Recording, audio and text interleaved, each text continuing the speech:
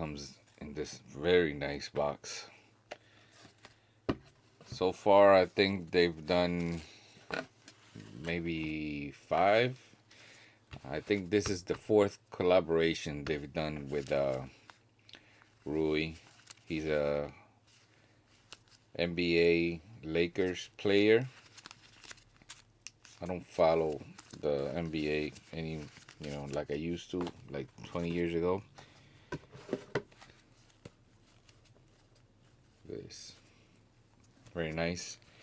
I bought this because Casio website had a sale last month, which is December 2024.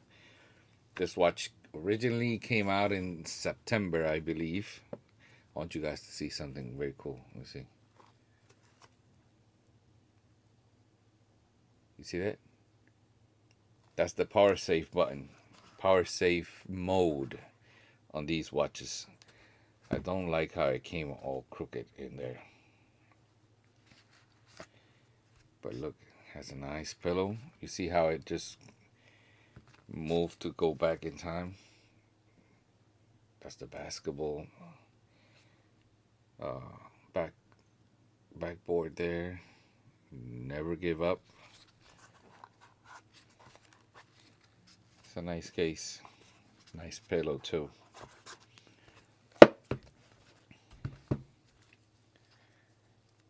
Metal keeper. So if you didn't know, Rui Hachimura is Japanese. Let's see if I can do a zoom here. So this watch is Bluetooth. Has Bluetooth. It is solar,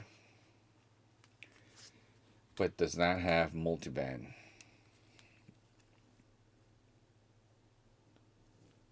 And the one thing I want to change is that negative display. Because you can see I have a light right here and I can't even see it. Here's the light.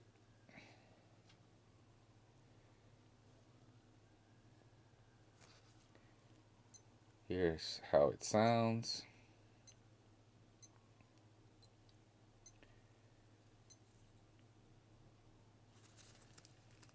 So it has a typical 4 screws inside.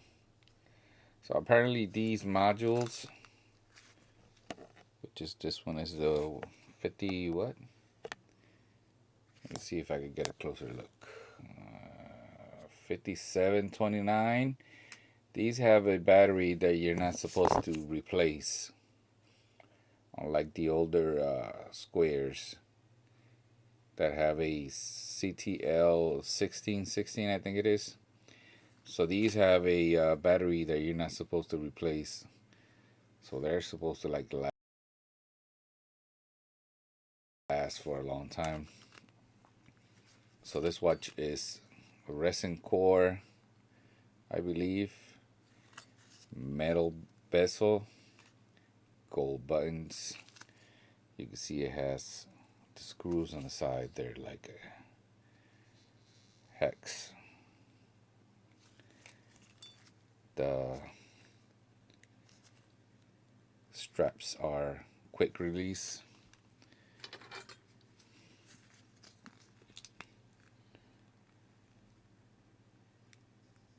Let me see if I can get it with this. No. I was trying to do it with the plastic tweezers, but there.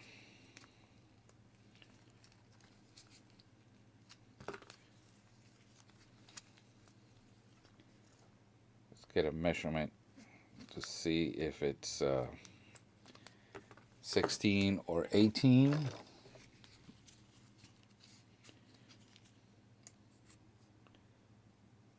16 millimeters, just like a typical D-Shock square. So that means these straps will fit DW-5600. if you want to swap them out. So now I'm curious about that battery. How about we take this apart and take a closer look inside. All right. I'm going in.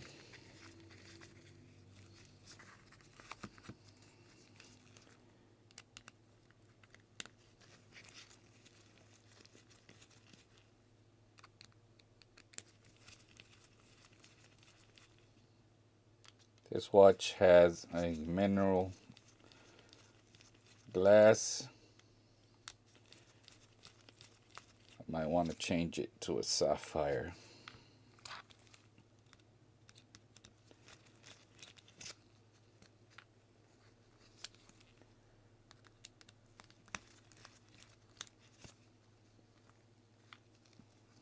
Okay, let's see what we got.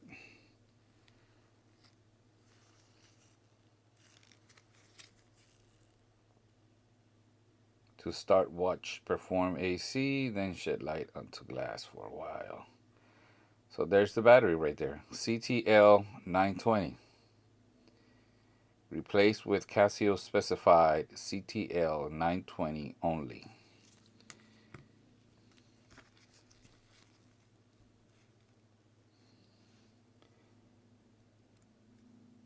Here is the rubber cushion, very thin.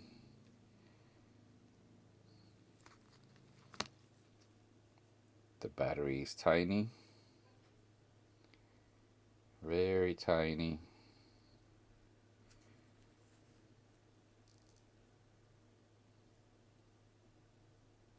Let's remove that module to get a closer look. Let's see where I could poke at it.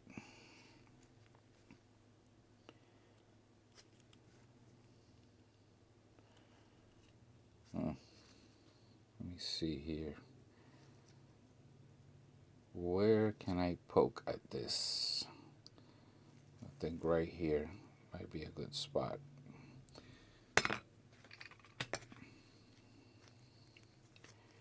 I'm going to use this other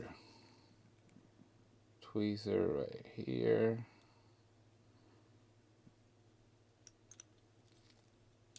There, I got it.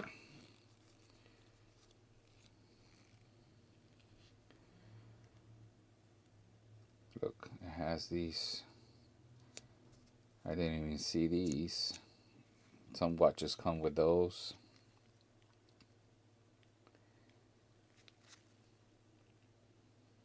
So if you want to change any of that, you have to remove the glass.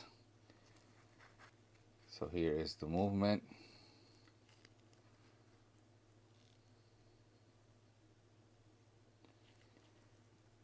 Up and close, you can kind of see the numbers there, but yeah, we definitely need to remove or replace that polarizing film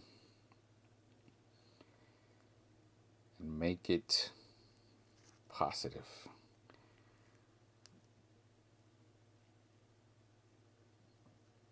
So how about we take off that dial?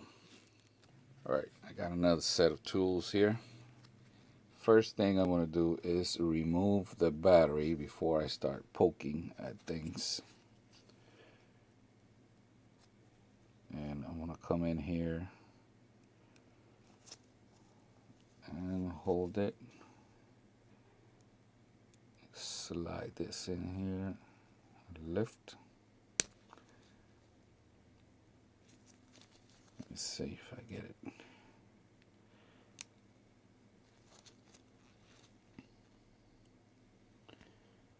It is tight there. Came off like that.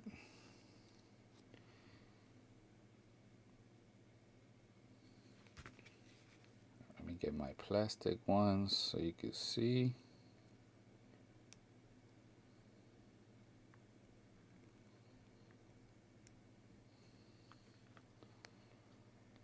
There is the battery.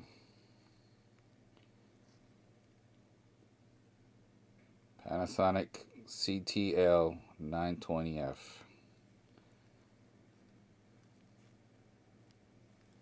Positive side goes down.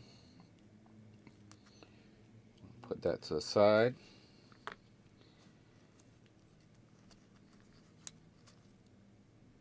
It's charging. Got myself a nice little piece here of plastic.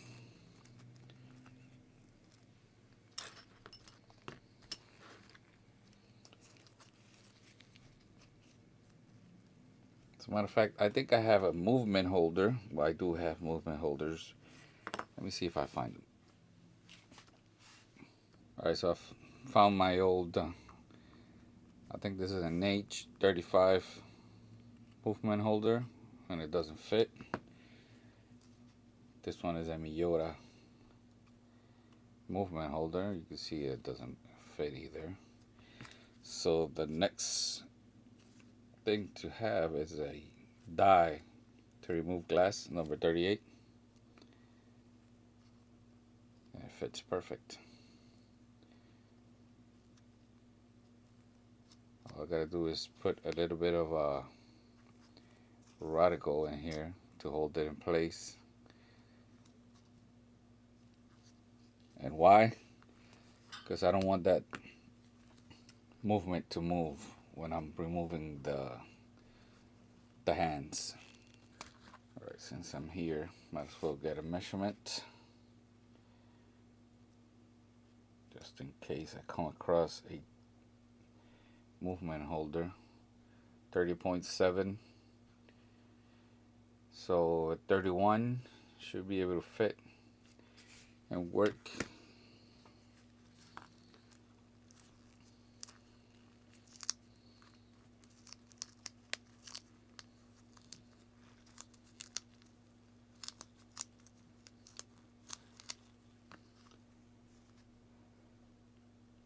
So the only thing back here is that spring for the speaker.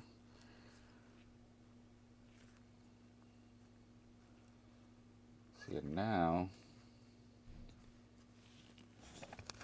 The movement is nice and steady there. And I could get my little plastic thing here.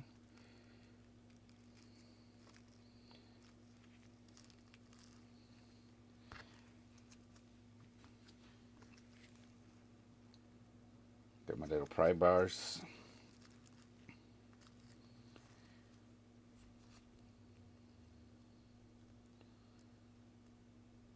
They should come off pretty simple. There. Came off really nice. Let's do this one.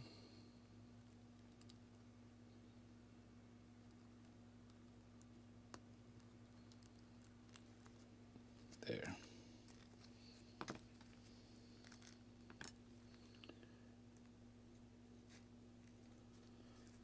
Let's take a look at this. So here they are.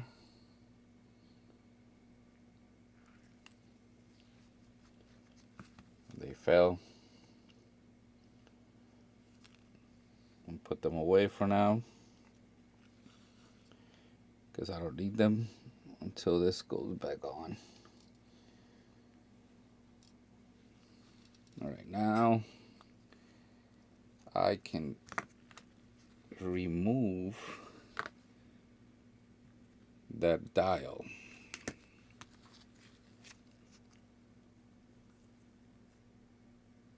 I don't think it has any screws holding it down.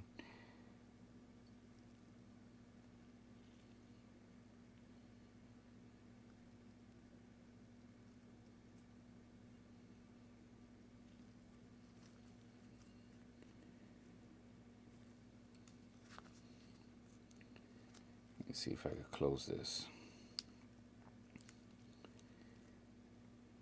Let me see if I could find a good spot. Alright, so here's the light. I don't want to break that. Crazy how that light is exposed like that.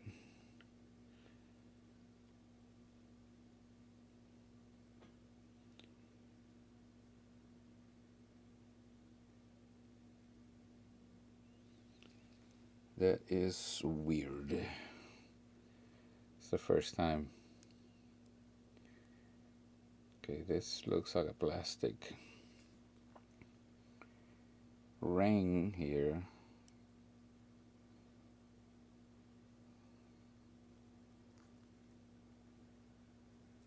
This plastic ring goes around. No.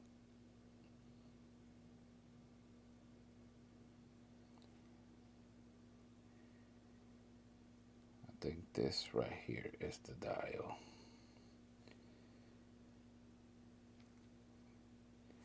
Alright, I need to look at this under a magnifying glass to see if I find a good spot to pry on. Alright, here goes nothing. I think it's right here.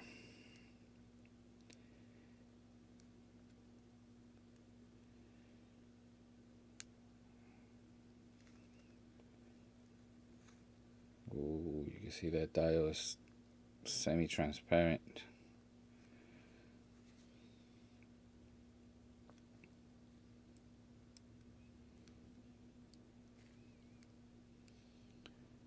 Let me see if I need to remove this black ring first. Yes. So take note of how this went. So the two big open spots correspond to 12 o'clock and 6 o'clock.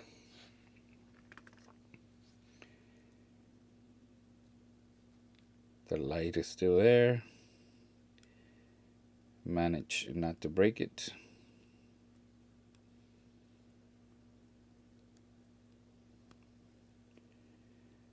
So this dial has this tab here. Well, I can see it has multiple layers here. It has tape. But all of this should be able to come off.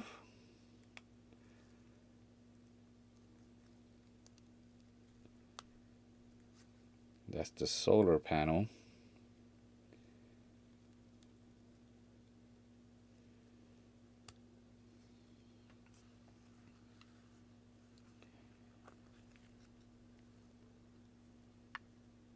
So the dial is transparent enough so the solar panel can get the charge.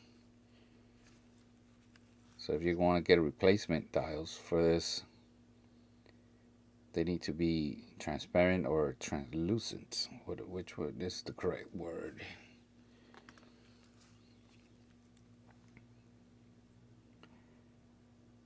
That is the solar panel.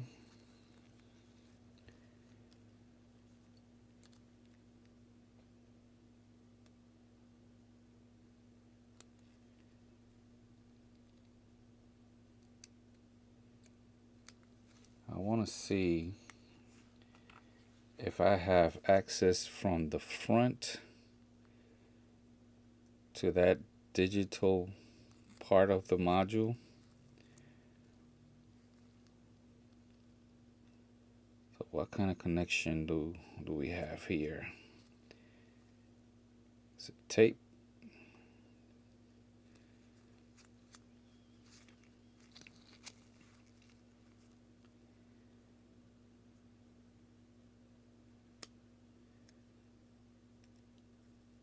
Well, I hope you're enjoying the tinkering.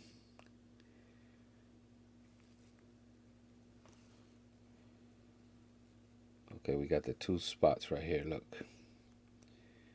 The two pins are at the bottom.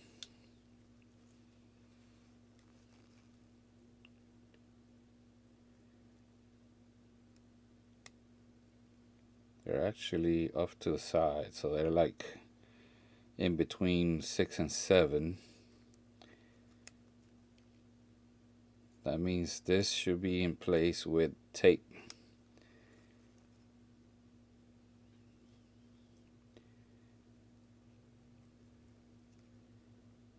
Is it?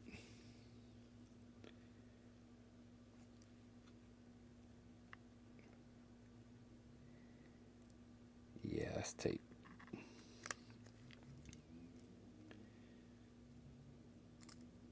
Look. There it is. It's a big chunk of tape there.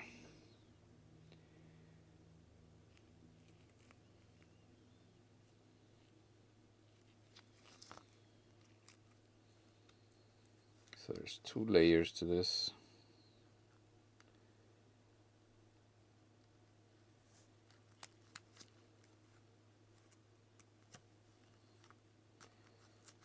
Put that to the side. Oh, there goes the spring. So one of the springs came off.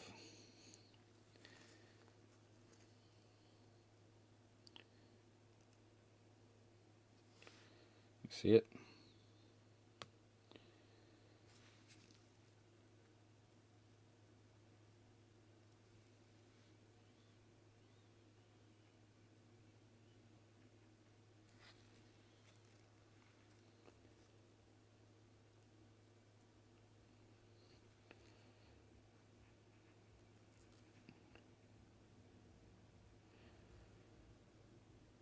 Now, let me see this one. Oh yeah, so they go in backwards. Unlike previous models, I'm gonna put that to the side. So that means they're not installed from the inside.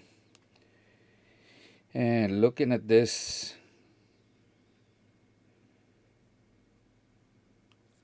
right here, can I poke at that polarizing film right here? I think I might be able to take it off from over here without removing the back. But the question is, would I be able to resist myself not to take this apart? And you know I gotta take this apart. Damn it. I gotta take this apart. Alright, so let's keep going. Let's unhook this battery connection again. Look for the clips.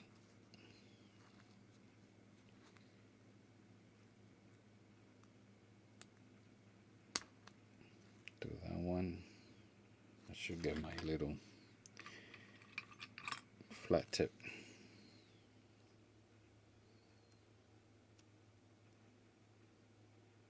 I think this one is too big. Let me see if this one works. Oh yeah. That's a 1.2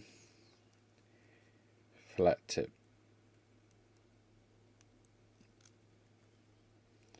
So back here I only have one spring, the one for the speaker.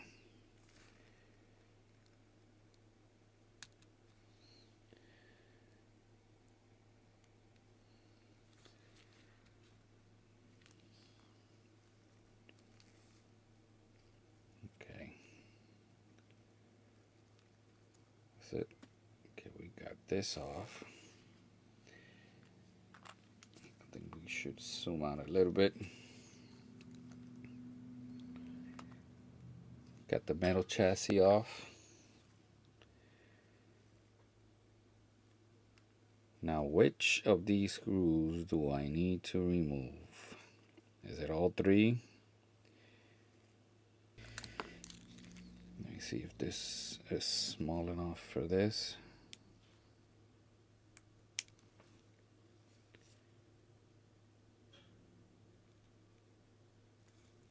I think the screwdriver might be too big. Yeah, I need to look for something smaller. Vergent. This is actually 1.4, but I guess quality does matter. Look how smoothly it comes out. It was not tight, so it's coming off pretty easy.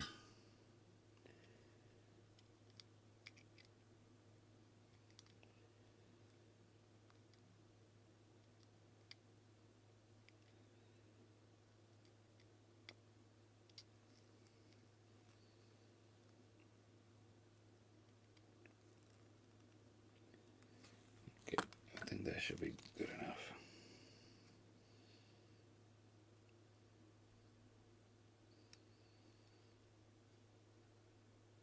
Don't lose that. Okay. So, here we go. There's no tutorial on how to do this, so I'm just making things up as I go along.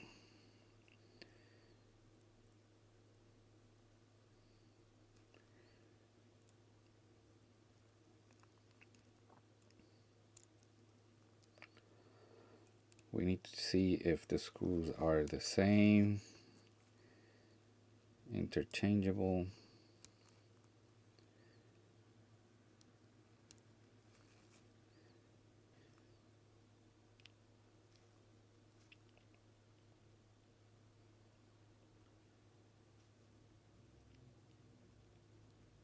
This one seems a little bit tighter.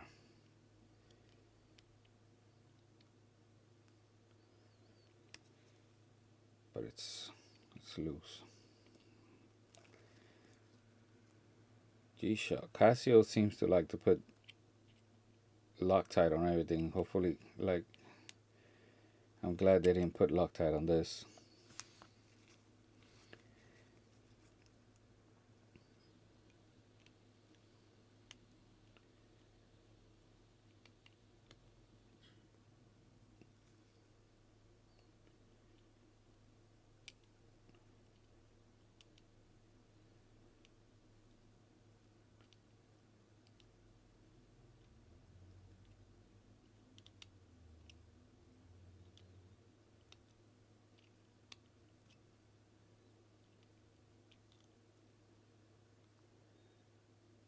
Yeah, same screw.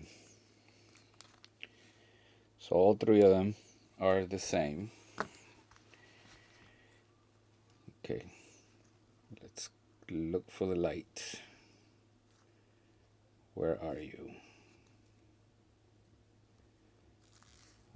I want that to be the starting point right here. I don't want to lose track of those springs.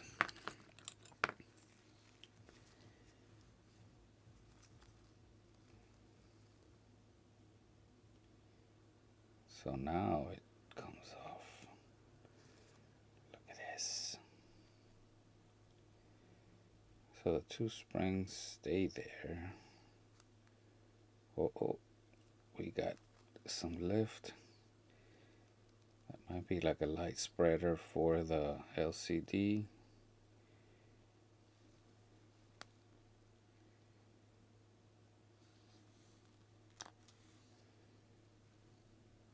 There it is.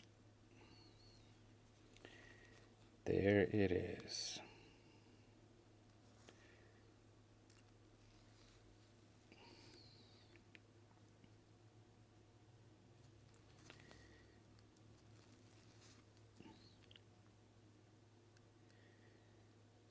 So this has a corner, and let me see, I believe it goes back like this. Voila, right there, that's the corner, and it should go back like that.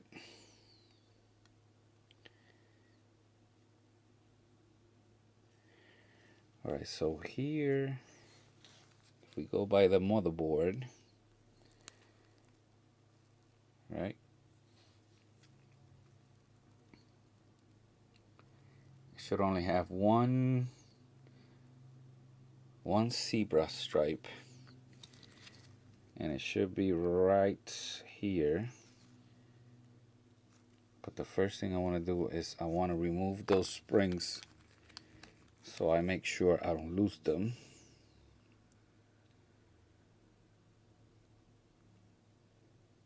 Oh, look at this, the light moved. This tool is definitely a game changer. I'll leave you a link down below. It's a lot easier than having a radical and a piece of stick. They are different from the, let me put down the radical here. Here, so you can see my little tray here. If you've seen my video of taking apart a GBM-2100, the lights, it has two lights and it uses 4 little springs. Those are smaller. This one is a little bit bigger.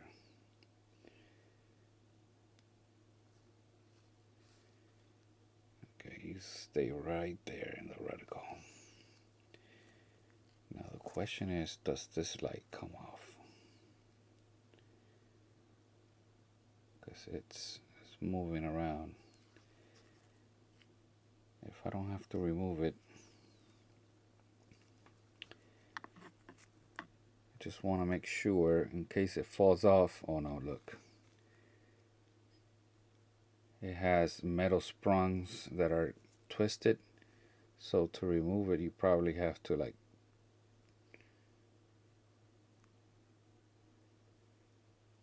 get a tweezer, straighten that out, and remove it. So I don't have to worry about this falling off for now. So now we have to remove this LCD, and let's take a look if it has a clip somewhere.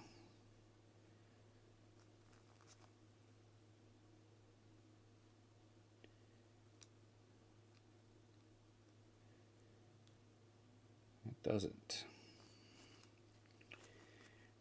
See how this thing just lifted it up? Look.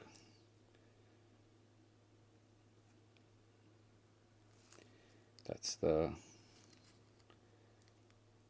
whole assembly here for the light spreader. Set that to the side.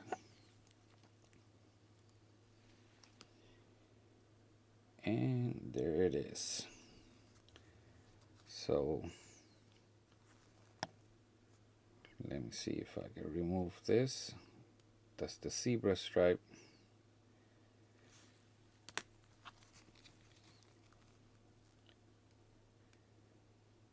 Let me see if I can grab that, put it there,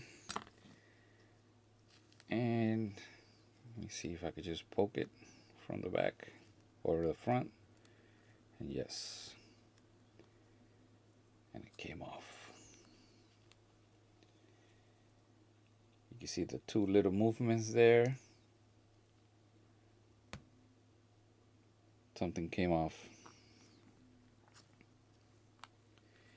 And it's this little piece right here.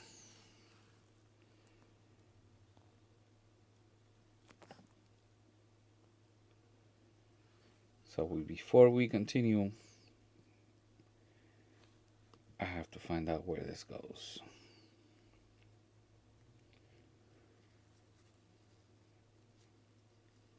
And I believe it's on this side, and it might be related to the light. Yes. Those are the two. That holds the two little springs.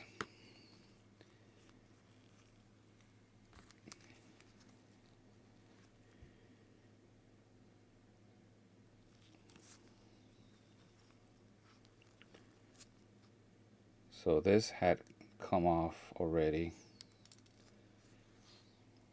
Where'd it go? There it is.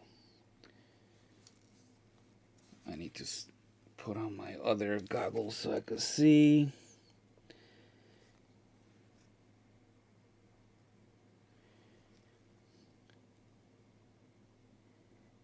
Get up here close and personal. There. So that's where it goes. So it probably came off when I was removing the motherboard. Let me move that out of the way. And now I could have some coffee before removing the polarizing film. Alright, let's start by removing that top polarizing film. Hopefully I don't lose that line. Usually those type of lines are on the back. So what I'm going to do is I'm going to apply some glue gun.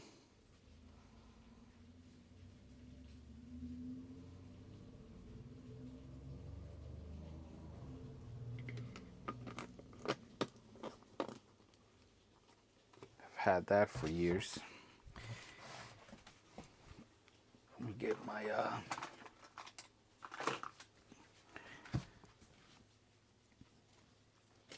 see if I get my other goggles so I can see better. And I don't want to remove it completely. I just want to lift.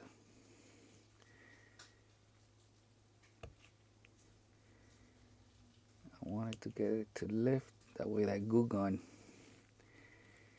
start doing its job. No. I'm gonna have to use my X-Acto knife. There.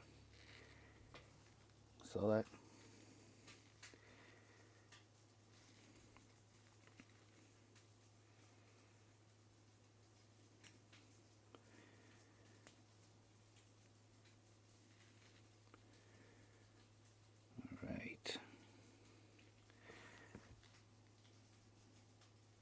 so I'm going to apply a little bit more, and I'm going to let it sit. "20 minutes or so. I'm not in a rush.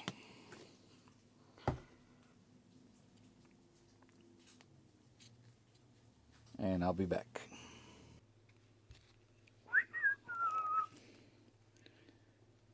It's been more than 20 minutes.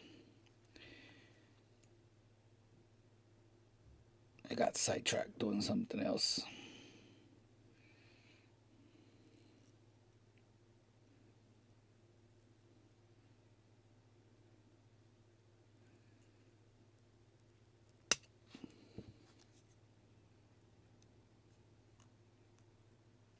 Don't worry about that line. Cross your fingers.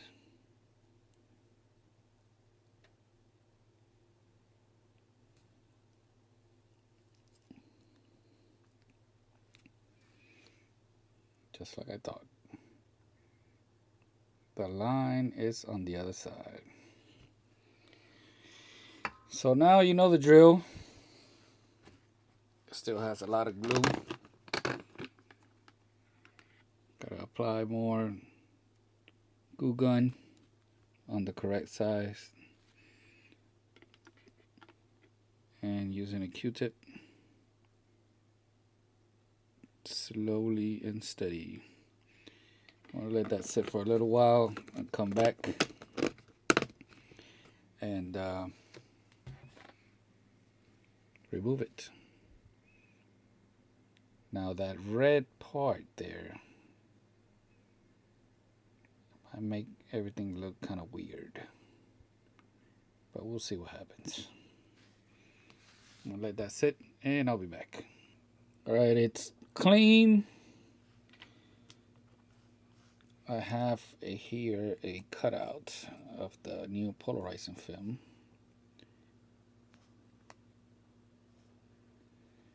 And I was looking at some high resolution pictures of this watch. And I did notice that on the high resolution pictures, even though it had a negative display, the numbers look kind of pinkish or red. So that means if I don't remove that, I'm going to end up with a pink looking screen, which it wouldn't be so bad if the dial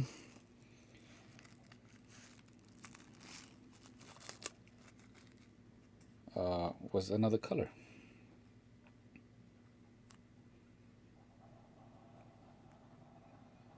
So this sits here,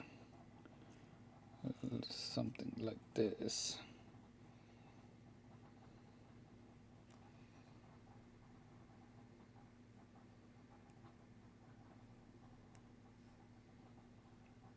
You see, it's gonna look pink.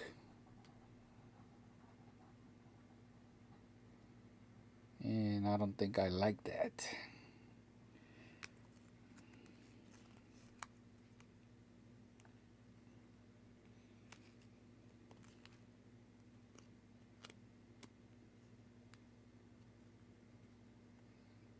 So the only thing I could do here is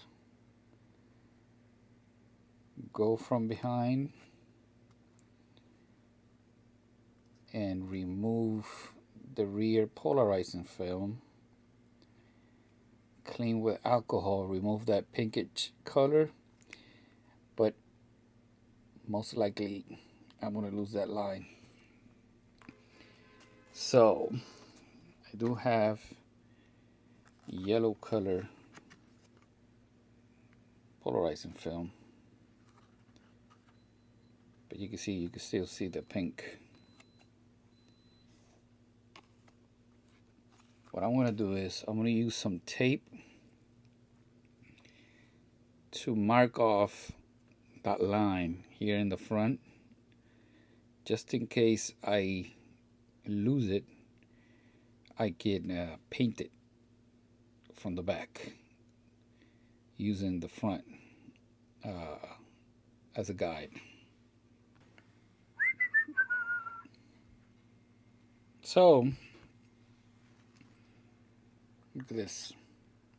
That's the line. This is the front. This is the back. So in the event that I lose the line, I can just paint the line right here with a white marker, I think. So remember, I don't know what I'm doing. So I'm making things up as I go along. All right, let's remove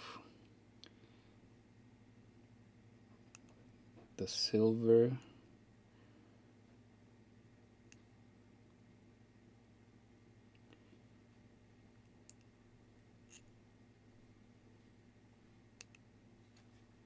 The silver lining here.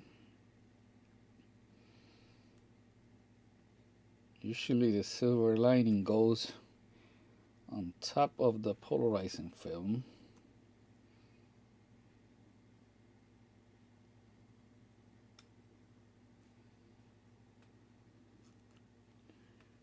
Put that to the side.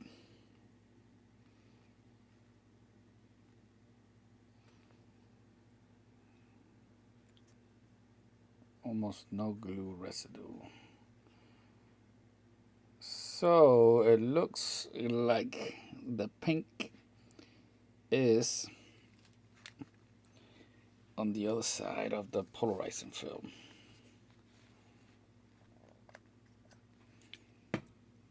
have some alcohol here.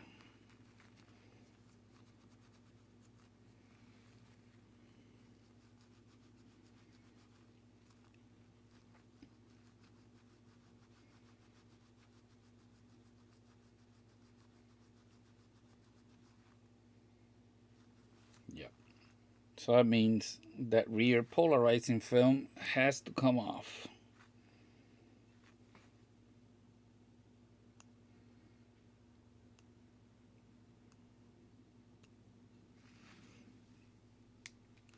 So we gotta go through the process again.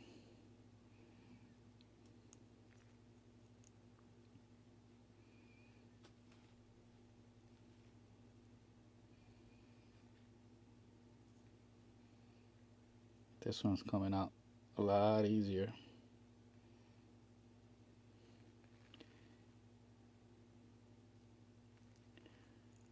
You see the line came off. It's part of the printed part on the polarizing film. See that?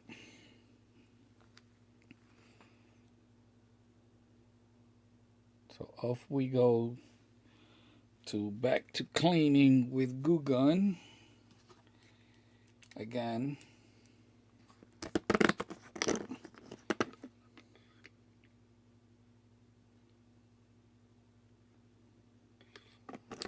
I'll let that sit while I drink my coffee.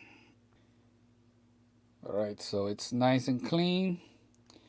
Now the easy thing to do here would be just to wipe with a black Sharpie, because how about we do another unboxing here. The other models or other versions of this watch. Look at that. That's the power save, but again, I keep saying it wrong. Power save function. See how these watches have a black line? So that would be the easy thing to do. To do a black line. But I feel like that would be cheating. So what I'm thinking is I'm going to do the white line. I do have a marker for that. But, you know, if you want to have some fun, I could do metallic red, gold, whatever color. But I'm not going to do it on this side. I'm going to do the same thing. I'm going to use this front as a guide. And I'm going to paint it in the back. And then I'm going to use this polarizing film. You can see this is similar to the original. It's transparent, just like, kind of like the original. The difference is the original has a polarizing film and then this silver lining. This is everything in one. So it has a polarizing film and the silver back all in one. So I'm going to create the template and paint it, and I'll be back. Alright, check it out. The only thing I have to worry about is this step down here, which is where the zebra stripe ends. So I can't get any paint on that. On the original, you can see the line doesn't go all the way to the corner, but that doesn't really matter. I hope that it's straight enough so when it's put together it looks good. If not, you know, it is what it is. So white marker.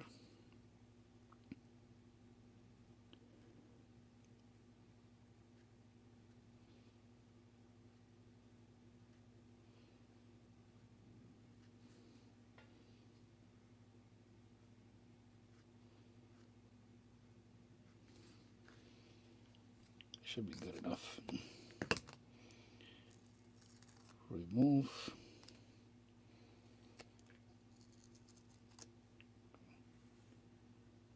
So that didn't work.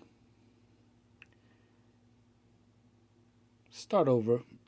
All right, switched over to Tamiya tape, which is actually designed for masking off this type of stuff. It looks straight to me, so let's see how it comes out. Hopefully I don't have any more bleeding. If not, I'm gonna have to use the airbrush.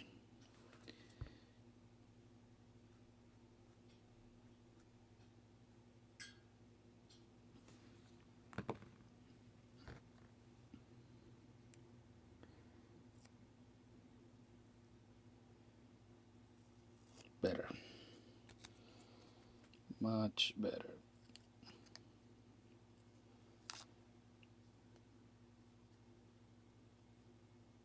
I think I could clean that off with the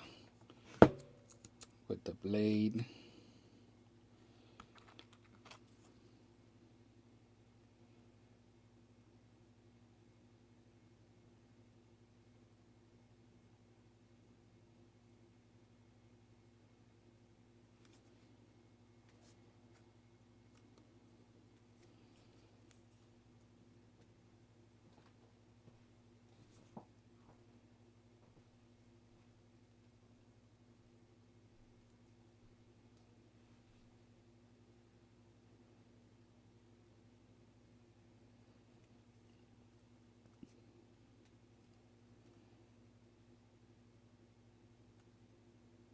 Plastic blade.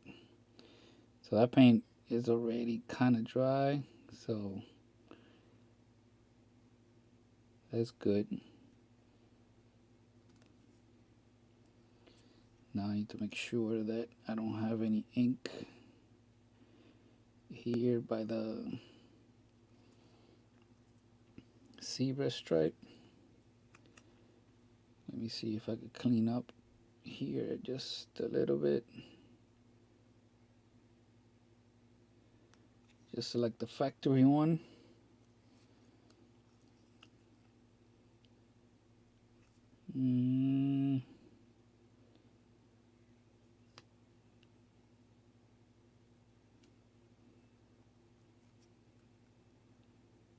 Looks like I missed a spot right there.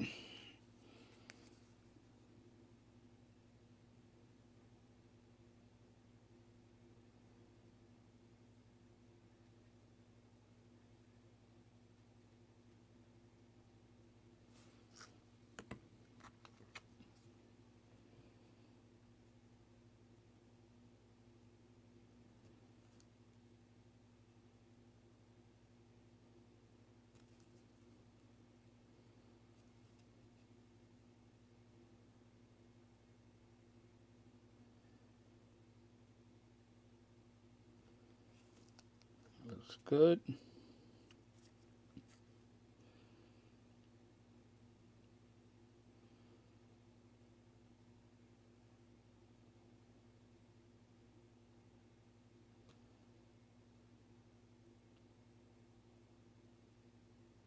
That looks good.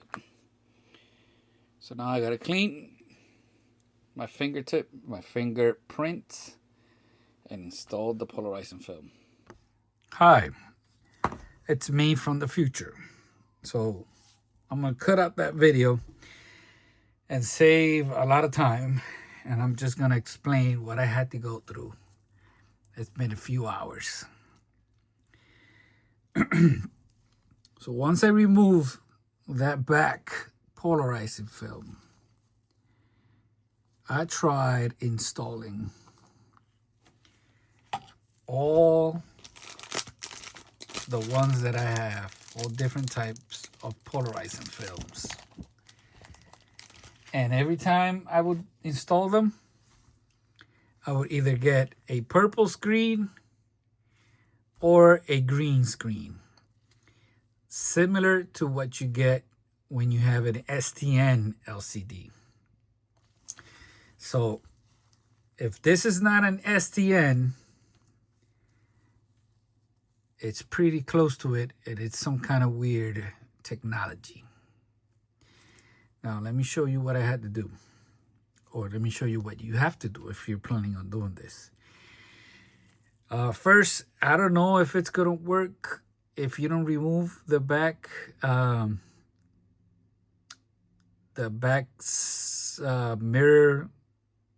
the back mirror, whatchamacallit. Let me see if I still have it around. This, I don't know if it's gonna work if you leave this on, because it does affect it. I didn't try it with this on, so that plays a big part on the color. So what I did was, this is the original polarizing film. I cleaned it up with glue gun, remove all the glue residue, right? So what you're gonna have to do is install this, place the polarizing film on top of the LCD. It's not gonna have any glue. Build everything back up. Don't worry about the LED springs for now. Build everything in the back. Don't install, or install the battery if you want. I suggest you remove the tape that was here, that was holding the solar panel, because you're going to end up testing and removing that solar panel a bunch of times, and you might end up breaking it because you have to poke at it. I did poke at mine a little bit there, you see, but it still works. As you can see, it does have this part right here, but the tape sits right in this area where it's not protecting it. I believe that double-sided tape is there just for the production line. That way they can install it and it doesn't fly out while this part is moving from one place to the other. Maybe, that's what I'm thinking. So once you have everything installed, right, you need to install the two little solar springs. You could install the solar panel here without the black spacer. It doesn't matter. So you're gonna go like this, making sure the connections here are touching.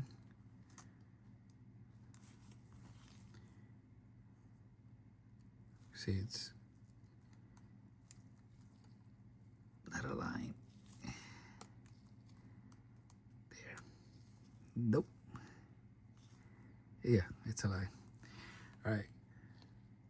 So while everything in the back is connected, you're probably going to see the screen. You're not going to see anything because you're not going to have the front polarizing film on.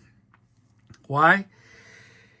Because if you try to install it like we usually do in the past, you're going to get different colors. You're going to go, again, from purple to green, and sometimes you're going to get something that looks like it's positive, but once you remove this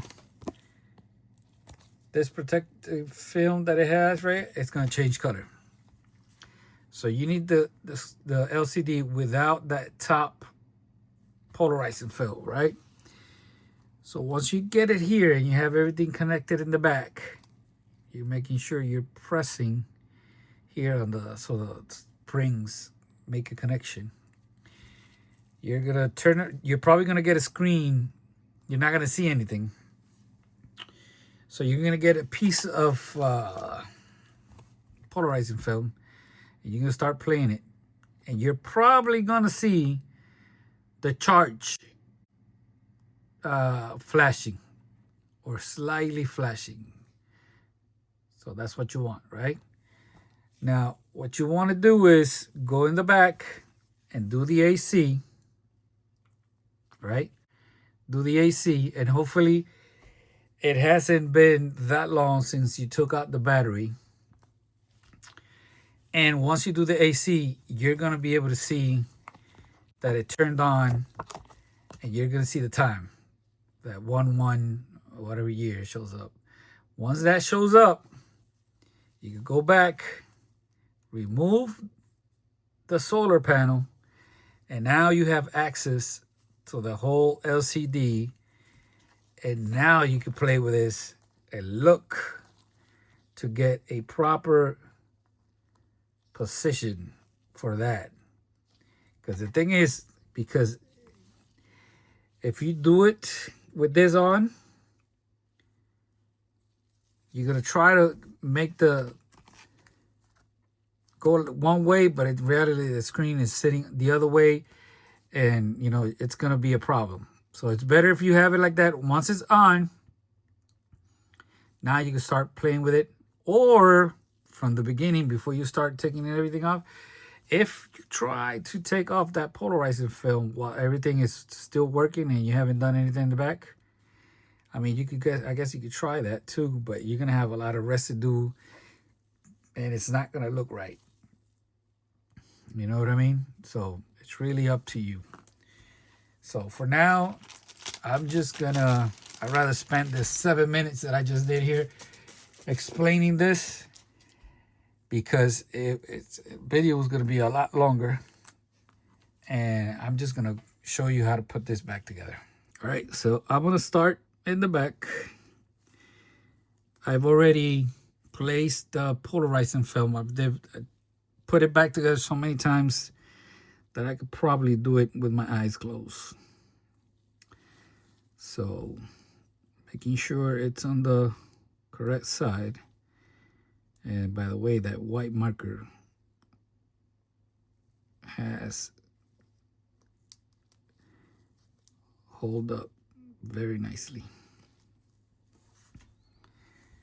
All right, let me see. I need to clean that a little. So I don't know what kind of technology or what kind of polarizing film they use in the back of this, but it's not the same of any of the ones that I have. So these two little pillows, they tend to get in the way. It's easier if you go in the back here, then hold it here. That way it stays in place, right? Now look, go get your original polarizing film. You see how I lifted?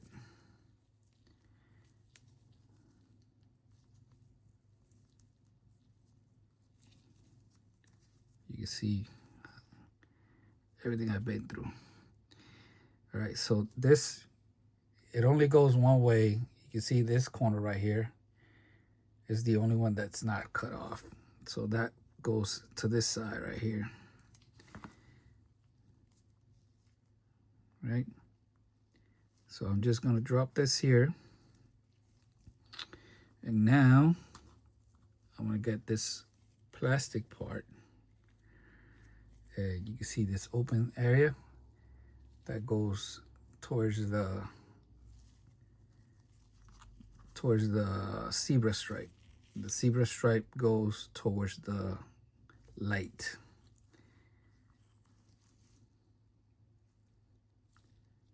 Let me see if I can get this even better here.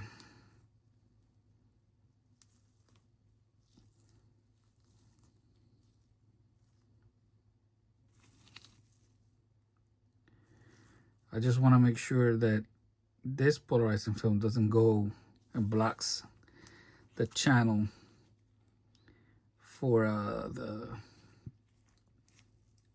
zebra stripe.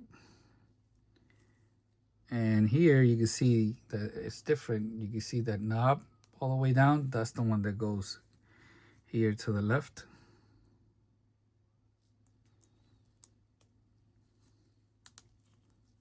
See, now it clicks in place. And here comes the magic. How I got it to work. This is Lume tape. So, like again, I don't know if it's gonna work with this because I didn't even try it. the way I got it to look positive, it's with the Lume tape. Now I place the Lume tape the same way with the Lume towards the front.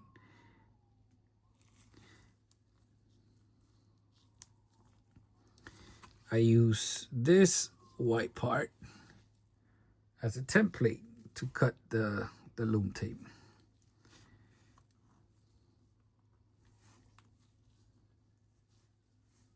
Let me see, it goes like this.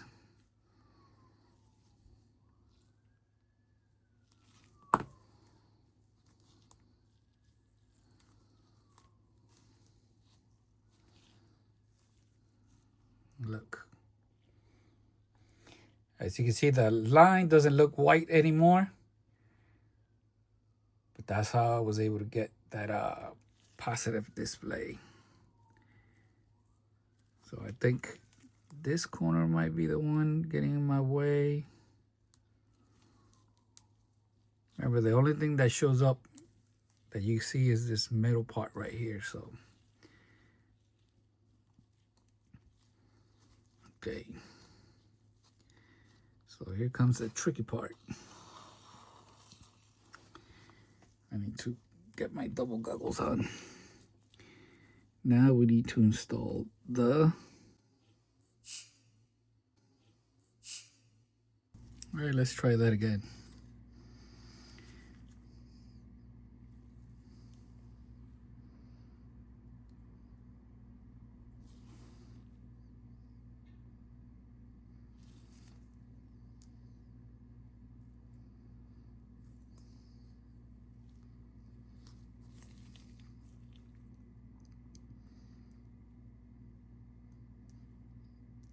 Make sure you push it in there.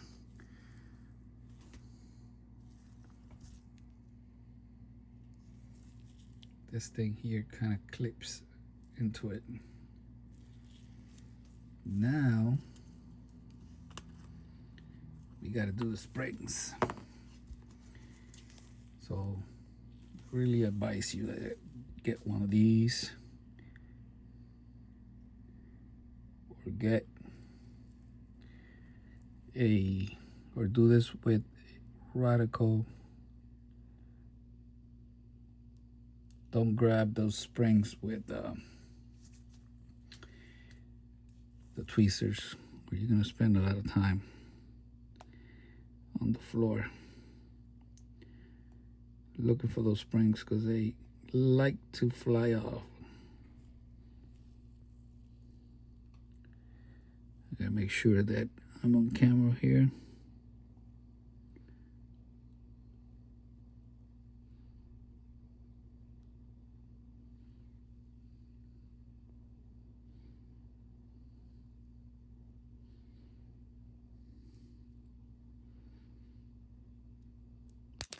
There.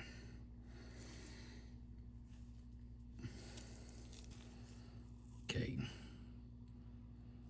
I'm going to use these tweezers to make sure that that polarizing film is not blocking where the zebra stripe goes. It's in. Now I like to turn it around. So glad that spring is like soldered in, so I don't have to worry about it. Okay, so that's the connection.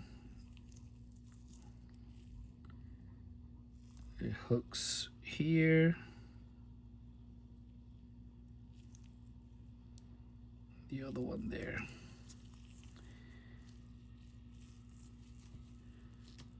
Now all you gotta do is make sure those springs are still in there.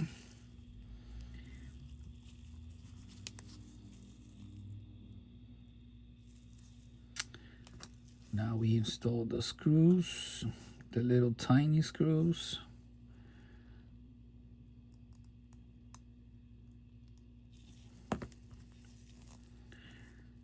With my gray poupon.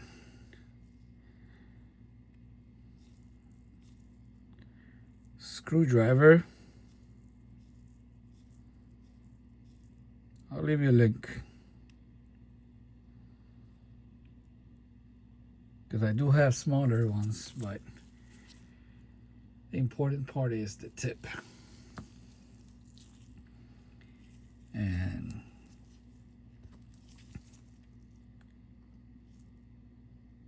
I haven't even sanded that one to make it better. Straight out of the box. So yes, you're supposed to take your little screwdrivers and perfect them, because they don't come perfect. Okay, I think it's 12 o'clock. Been trying to find the watch that has the alarm on, but I haven't.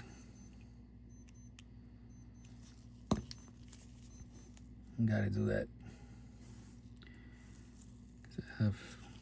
There's like 30 watches to my right, all in boxes.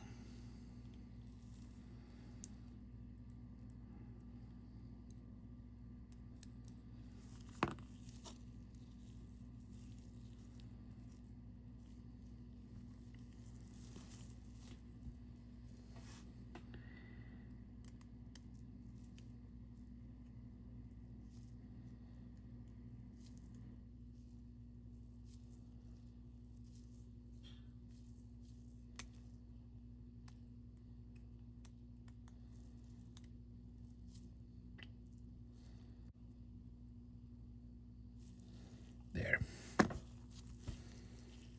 All right, so now we do the metal chassis.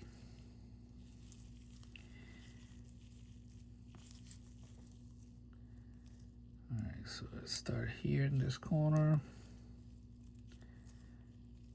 Work our way around.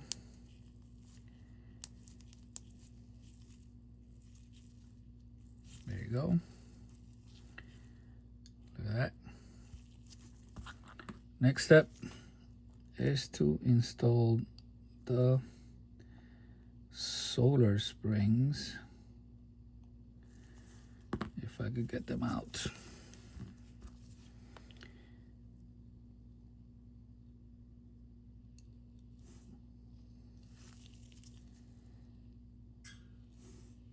So these are bigger and on one side.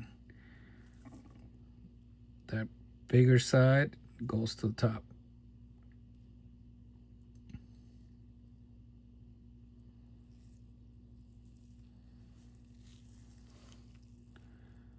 Let me see if I can grab it. There.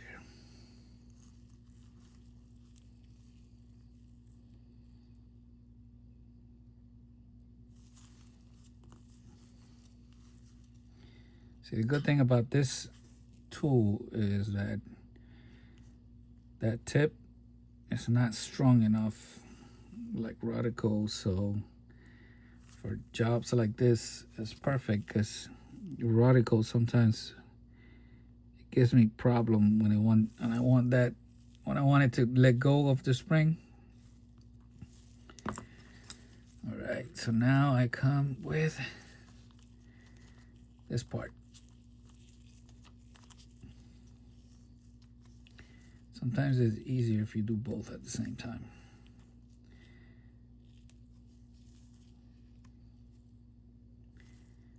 That way you could get a better alignment. But you need to keep an eye on those springs.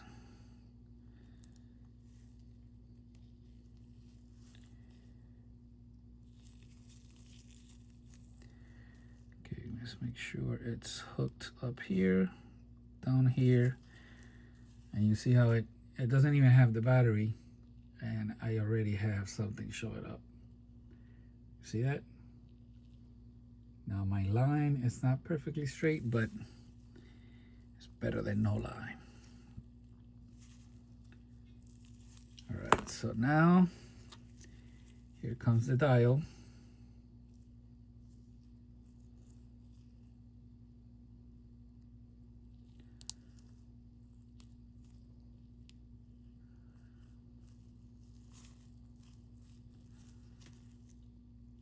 Check it out. Now we install the plastic ring.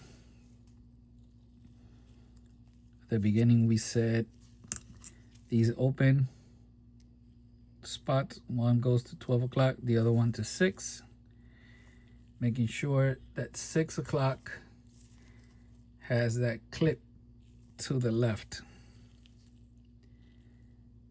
So we go like this.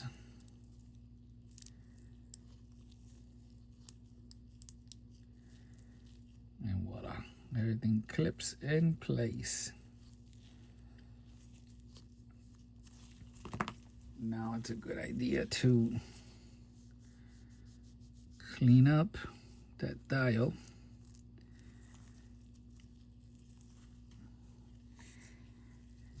And now we need to install the hands. No battery yet, remember. And it is showing charge because this compartment is closed. I believe if I open it, which I found out that the correct way is to press, right? Then go to the side and voila. Still showing. So it doesn't matter either way. All right, I'm gonna put it here. I want to find a movement holder. If you guys know a movement holder for this type of movement, the G-Shock, let me know.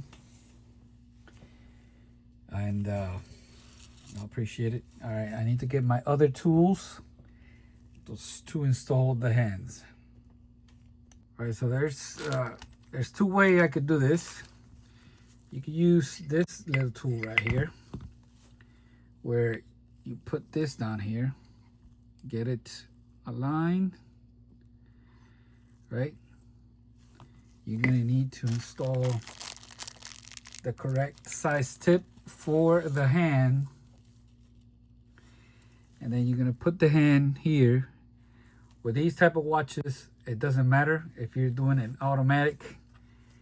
You have to turn the crown. Well, I don't know why I'm telling you this, but I don't know if you like automatic watches, but you got to turn the crown if you have a date or date movement.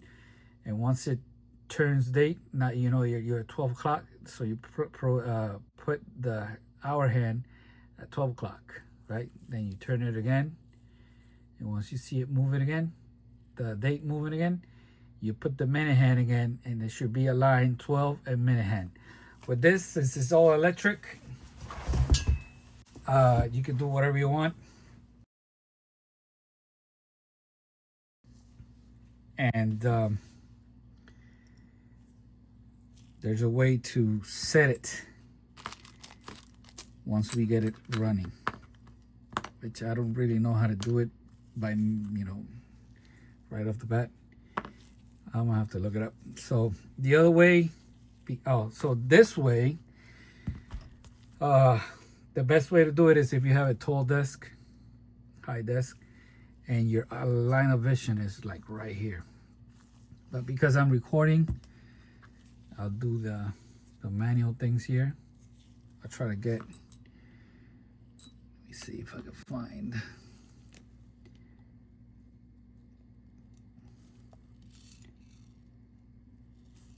That's the hour hand.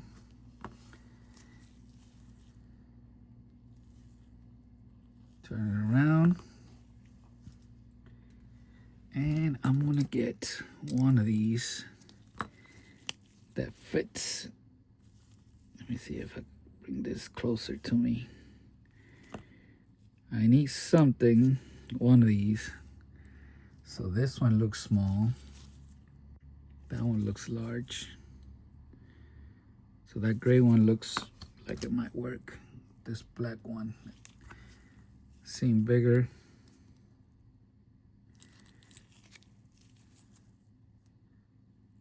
This one is tiny.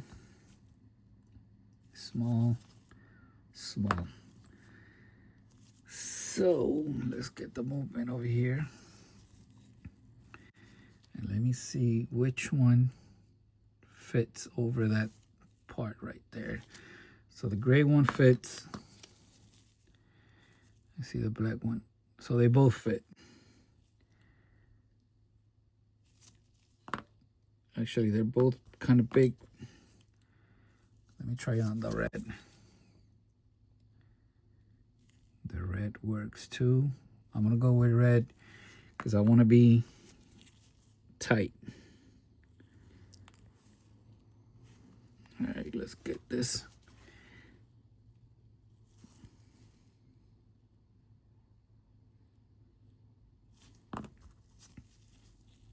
Let's see if you can see this.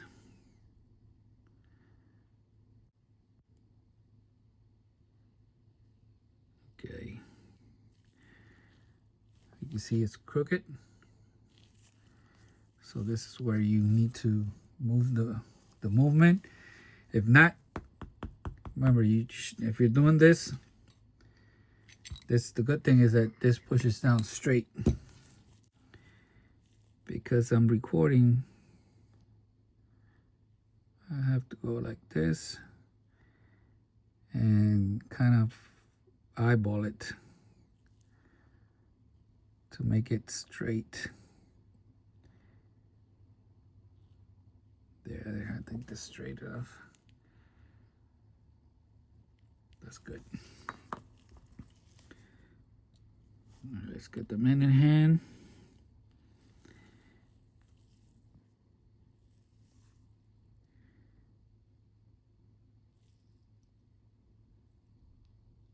Right there. Stay right there. I'm going to use the red one too. There you go. There. I'm going to move this now because I need to make sure that they're not touching and that they are aligned perfectly. See that?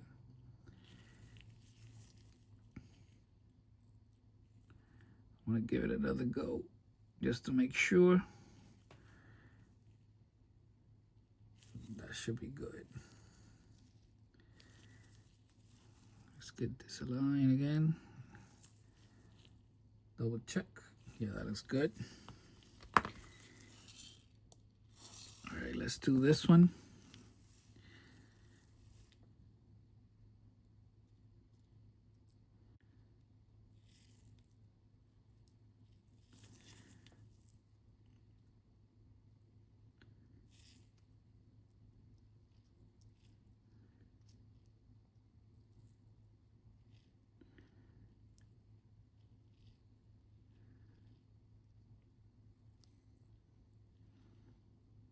Stay right there. I'm going to use the blue one for this one.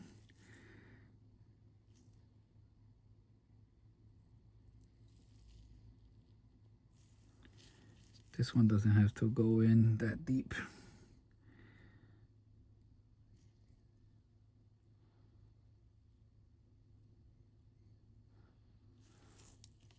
Double check. It doesn't look crooked. Let me double check here. It looks like it's leaning towards the back.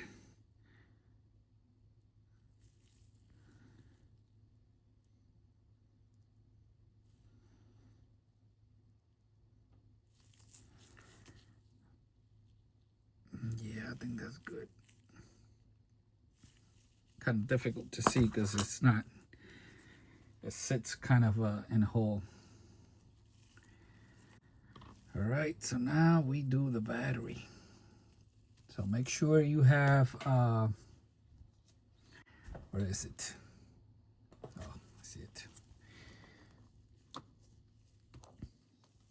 One of these chargers at hand. Because if it doesn't change, you're gonna have to leave it charging for a little bit for it to go on. So again, press and poke and lift. Positive sound, positive side down. Negative up. There. So there you see that it still says charging. So if the battery has, because not only the battery, everything inside the motherboard needs to get power. If it has enough power, it will turn on once I do the AC. So I like to go here and here. It doesn't matter what part of the chassis. Do 1 Mississippi, 2 Mississippi, 3 Mississippi, 4 Mississippi, 5 Mississippi. And voila. And we have power. You see it? Now all I gotta do is synchronize the time with the hands and put it back.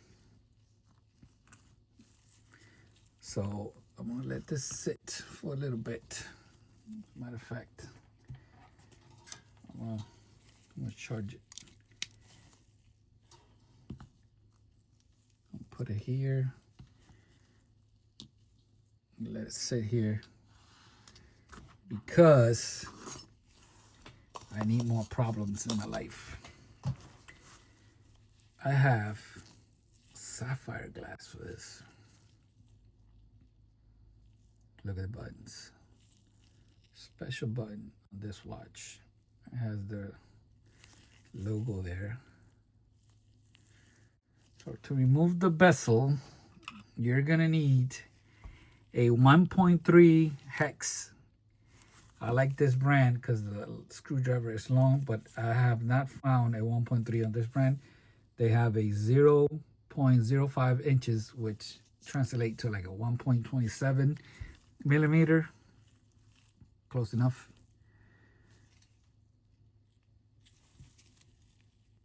And here we go.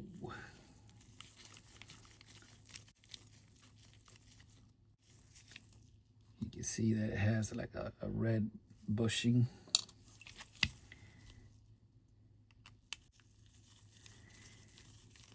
Now I want to do the sapphire glass because I really don't know if the ones I got fit. Because Google will say one thing, the AliExpress listings say something else. Those bushings going one way. Take note of that. For example, if you do a Google search, Google will tell you that the regular GA-2100, this model, and the old metal, they all have a glass that is the same size and circumference, but different thickness. Like the old metal watch has a thicker glass. But if you go to the Casio part website, it's the same part number for everything.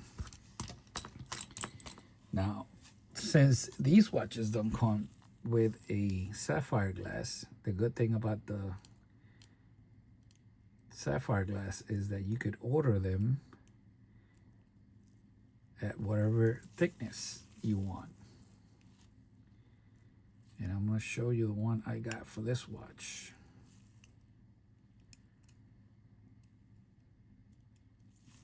As you can see, it sits right here next to the bezel, and I don't like that. So I got one that's just a tiny bit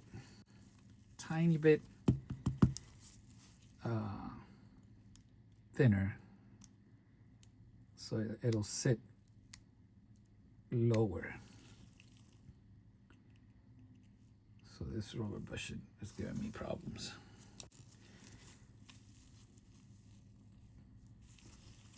So look, easy. Just figure that out. All right, so the big difference between this watch and the squares is with the squares, you kind of know which one is 12 o'clock and where is 6 o'clock because of the solar panel connections. But with this, you can see that right now I could tell because of this chapter ring here, but I need to look for something that'll let me know in the future, and I think it's that letter P1. So P1 is 12 o'clock. And this button, the one with the logo, is mode. All right, let me get my press so I can push that crystal out. All right, so before I remove the glass, this is what I got. 32.5 times 2.2 millimeters. I believe if you look at it, do a Google search, it'll tell you that it's supposed to be like 2.3 or something. But you got to remember, Google will tell you whatever somebody did write down or did a video about. So if they were wrong, it'll just give you a wrong answer. And you can prove that by searching what battery it's in this watch, and it will give you a wrong answer. And you just saw at the beginning of this video the correct battery for this. So in order to set this up, you got to remove this, and you got to do this without gloves. You turn it on, you leave it somewhere around here, but you got to wait for this light to turn on because this has to go and reach temperature. I got to take off my glove because the way this works, you have to touch that back piece for it to work. All right, to test it out, I'm going to be using this because this is Sapphire. And you usually set it up to like a 6 or 7. Let's do 6. You touch it. Make sure you're touching it. See that? This is Sapphire of the best quality. The best of the best. So Sapphire comes in different levels. I don't know what kind of Sapphire this is. I don't think the listing said. So once it beeps into red, it's Sapphire. But so this is Sapphire with clear AR coating. Okay, so the little tape is just here. We'll set it here. Touching.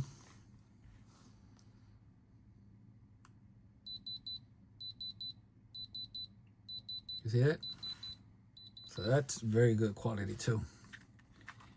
Turn that off. And I can now take off that glass. So I found that 46 works perfect in the bottom. And this right here, which I really can't see. I think that's a 23.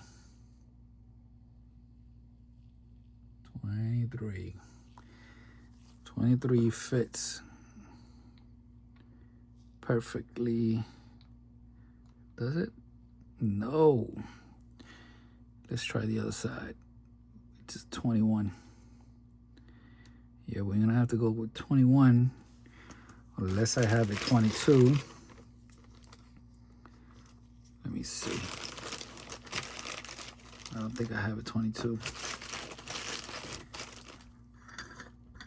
In reality, to be working with washes, a tall table would be better off. Let me bring you down so you can see the pop.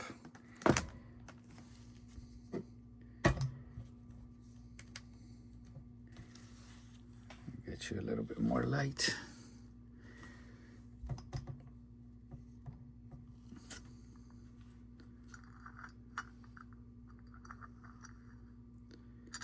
All right, so I gotta make sure that I'm right in the middle and I'm not touching any of that plastic. Now, if it breaks, it breaks, but I don't really want it to break. I'm talking about the glass. I turn around to see. We're clear on all sides. Let's crank it.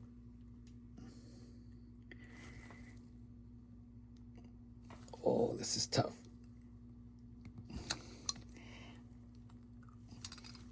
I could have applied some heat with a hair dryer to make that packing seal in the front softer. That might have helped. All right, so the glass is off. After struggling with it, I found out that 46 is not the correct one to use because the watch goes in too far in and the glass doesn't have space to drop in. And this 44, notice how this die is different. This type of die is different. It's a bit deeper because I tried with this one and it didn't do anything. So this one, this 44 with the hole in the middle, I pushed it and it came right off. And of course I already had applied heat with the hair dryer, so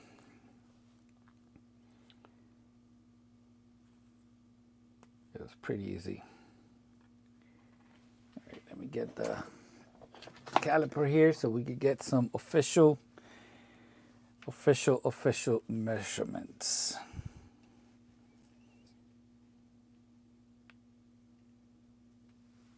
.5, right on the dot.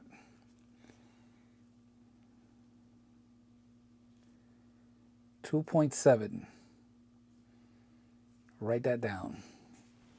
32.5 times 2.7. So this is 2.2. So it should sit slightly underneath the bezel. All right, so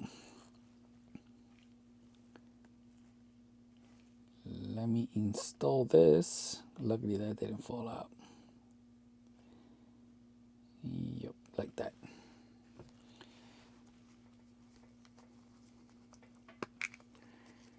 Let's get that new glass. I did get new packing seals. Might as well compare them to see how they compare to the original one, right? In case you need them. They're so cheap that, you know, might as well order them at the same time. They came out to like $5, I think.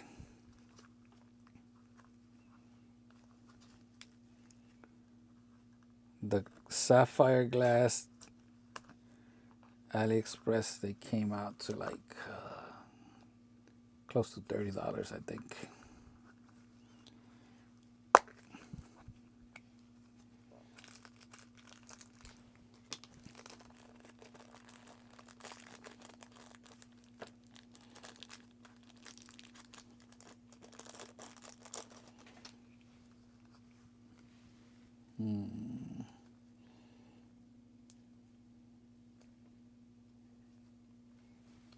Let's get the caliper. So original one, we have 0.5 thickness. AliExpress 0.6. 0.6.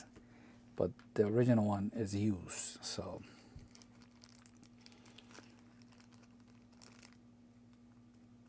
I believe that if you have to use one of these, they ought to do the job because they are a bit thicker. And they should compress everything. All right, so we installed the packing seal.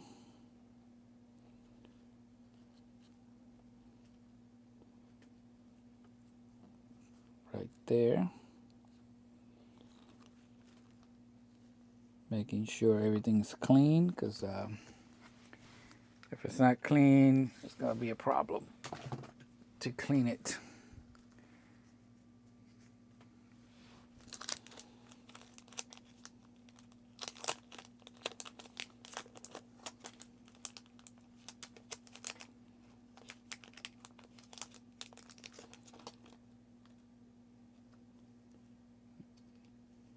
So this thing only has a sticker on one side, and I believe this is the top.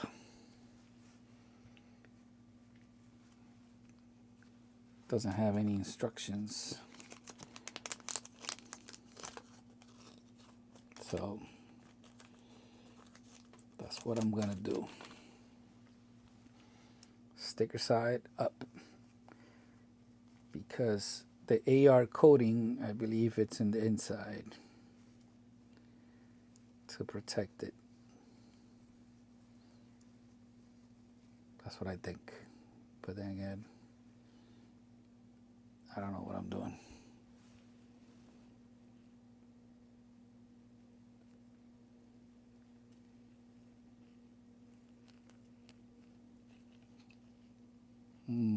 Looks dirty.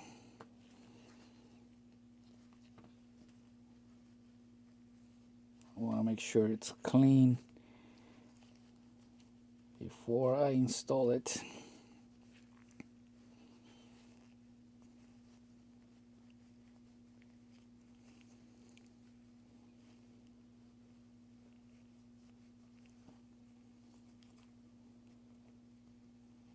Okay, that should be good enough.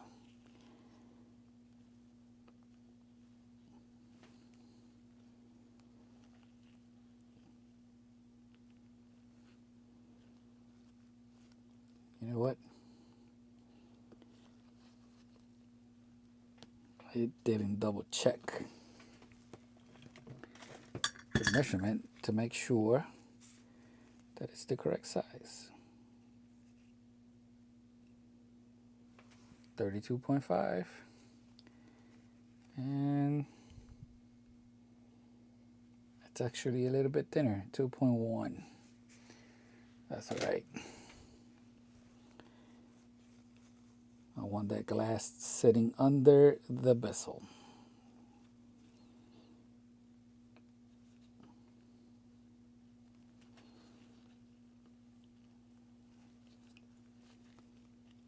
So on the squares, you put the packing glass in first, and then you push everything, you push the glass in. I'm hoping it's the same case with this one. And I'm hoping I don't bite into the packing seal. All right, let me bend those metal tabs in so it'll sit flush, flat. Let me get that flat die.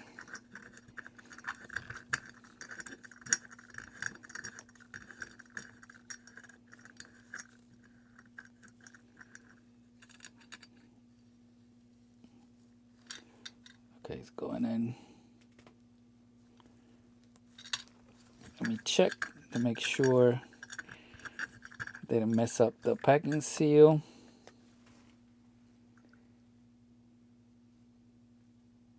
Nope, it's going in good. Let's keep on going. Keep on going.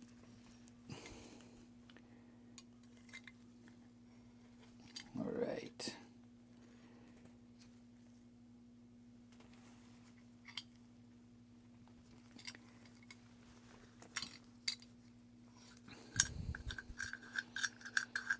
I think that's in all the way. All right, so now because this glass is thinner, we need to double check that the glass is pressing on this.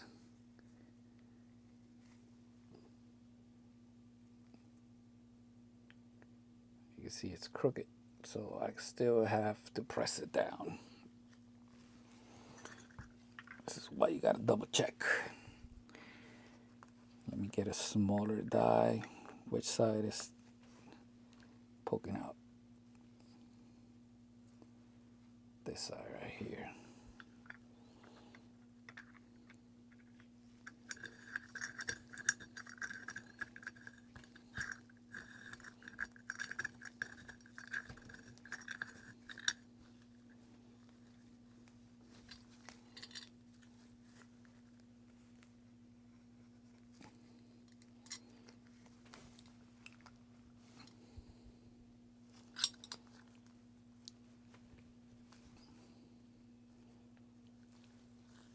Need to get it a little bit more.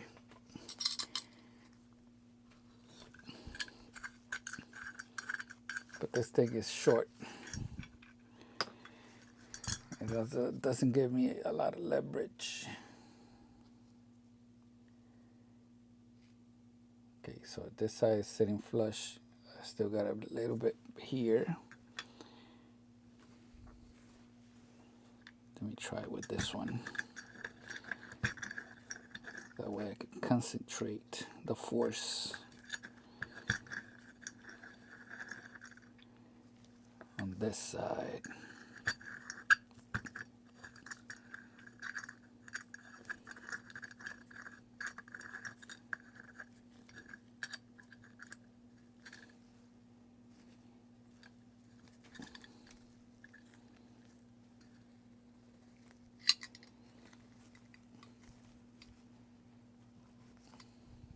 There. See it?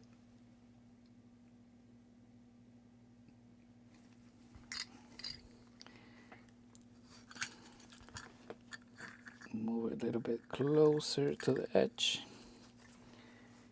just to make sure.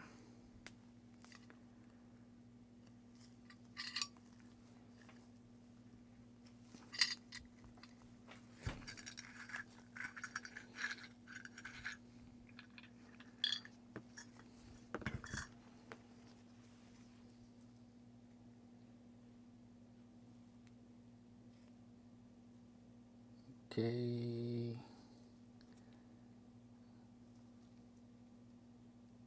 So maybe a little bit here on this side.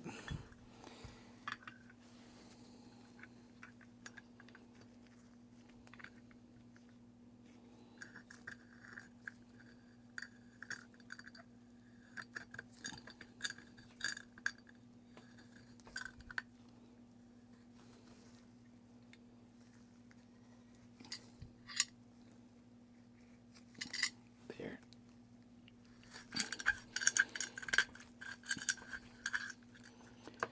Now to even it out, let me see if I find a die which comes close to the size of the glass. Yeah, I think this one, 30.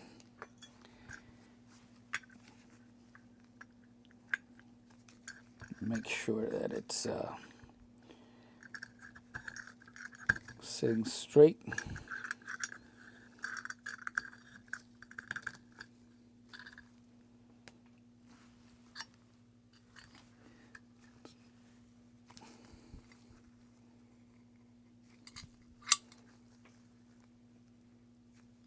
Yeah.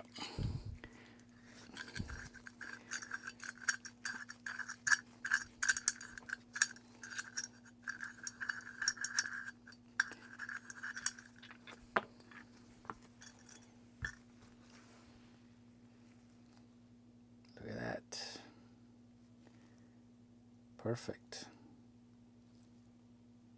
Now the glass is sitting below the packing seal.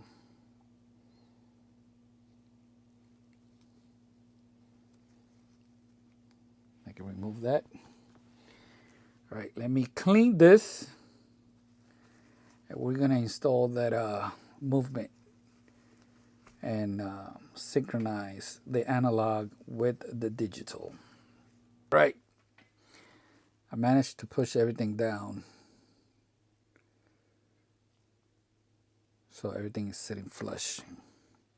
I just looked at that on camera. Why is that so dirty? Either way, let me install the movement first, and then I use a brush that I have for this. All right, so this is 12 o'clock. Look at that loom.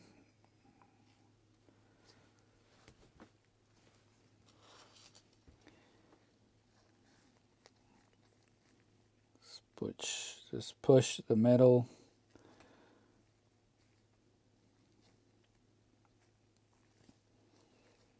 prongs to the side. Get that little nub there aligned.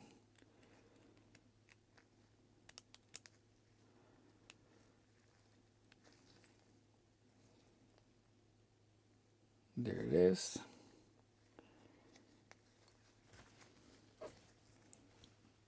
Let me see. I need to get the goggles because I think, yep, this needs to go in.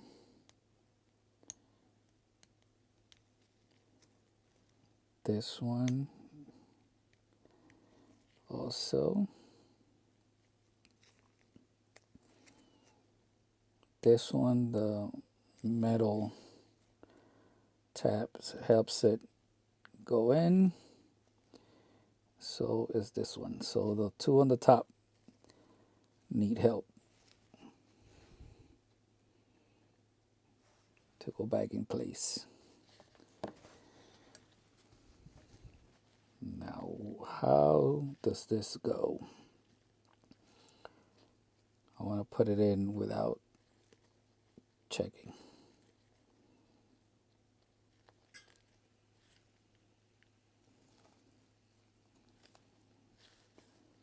I think this might go here, like that. Is it like this or the other side?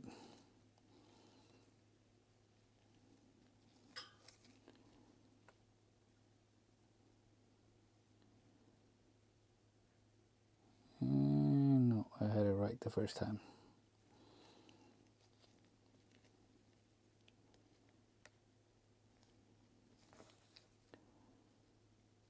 Had it right the first time.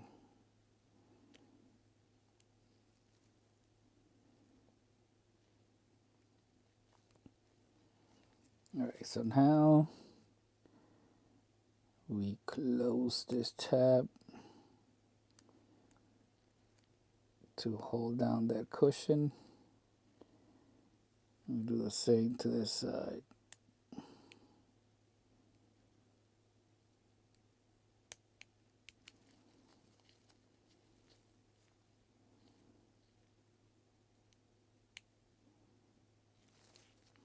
Okay, let me get the O-ring.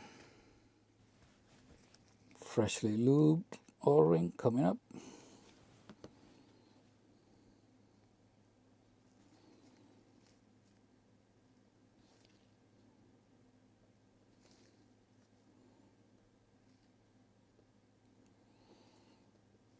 I forgot to check. I forgot to double check to make sure that there was no dust bunnies inside.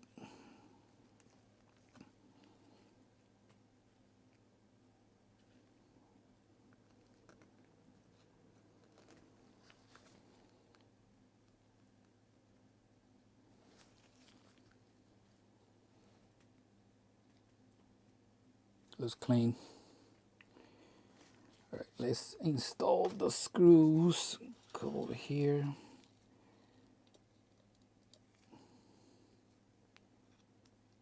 One.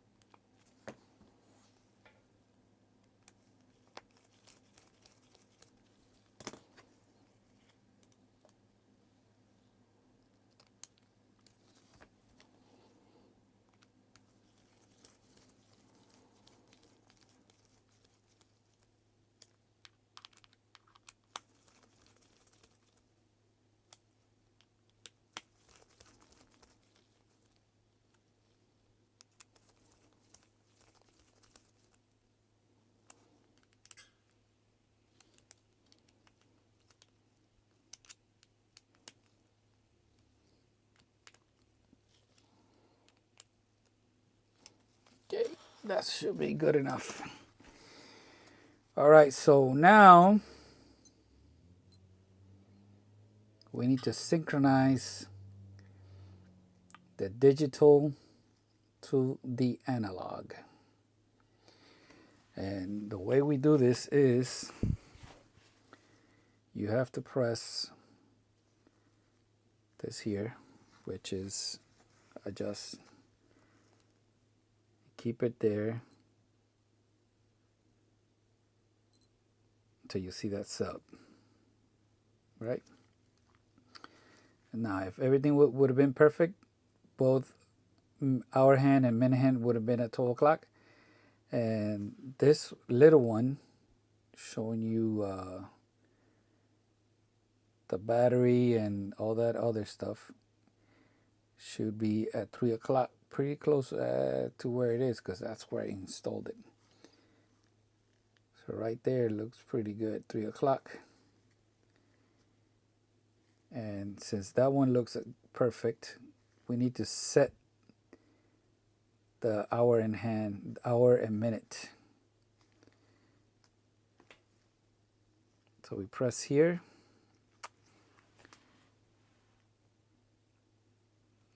And we're going to see where this gets aligned.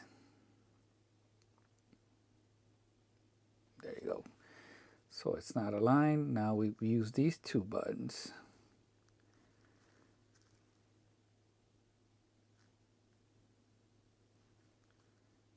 to make it align. So now I know I have to go this way.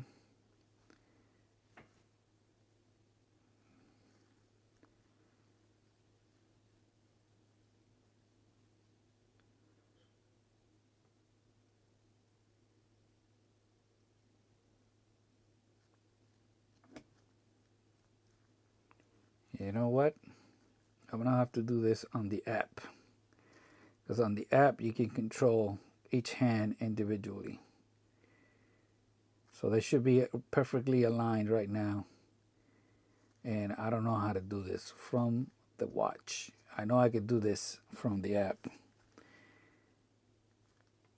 So right now it's not perfectly aligned. We need to connect the watch to the app. So if they would have been perfect, all you had to do was click here and the watch would have been aligned. So right now it's reading 2:46. It looks pretty good, but I don't trust it. Now the next thing I got to do is press it again. Okay, I need to change that time zone to my time zone.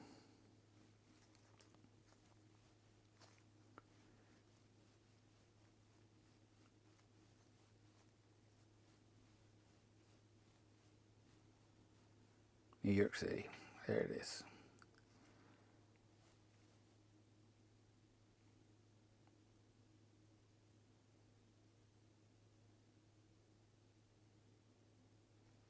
right, let me get the app. Let me get my iPad so we could connect it. All right, so this uses module 5729 5729, and this is the RH-1A, this one. Register. I'm gonna click next, and then it's telling me that I have to press that button to connect it to the app. Hold it until you see connect.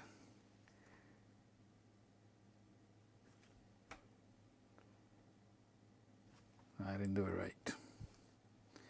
Let's try it again. There it is. Now it's doing it.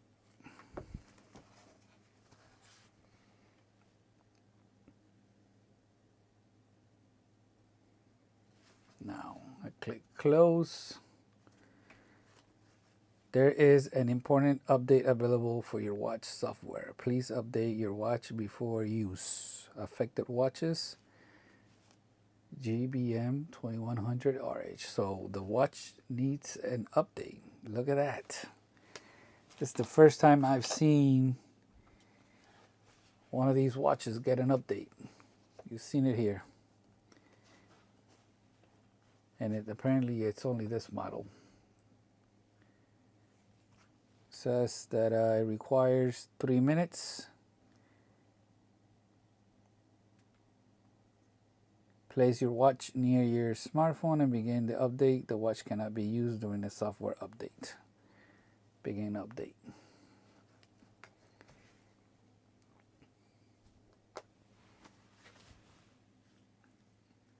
Please ensure, well, make sure it has enough power. I didn't check that yet, but it was connected. It was charging while I was doing with the thing with the glass, so it should have enough.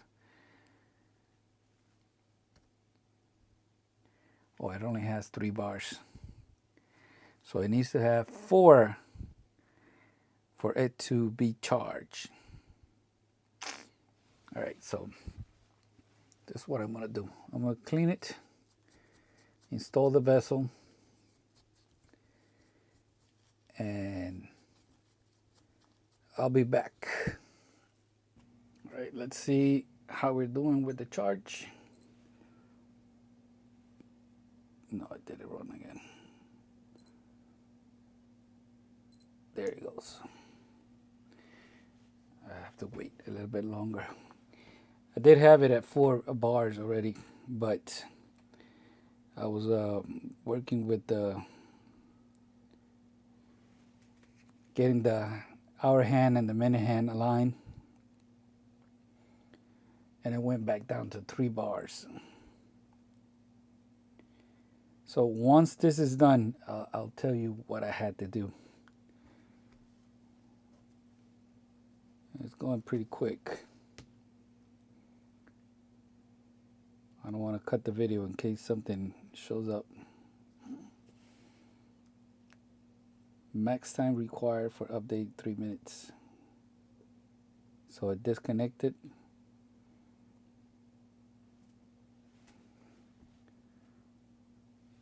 Software update complete. So it updated to 03.02. It still says connected. Connected.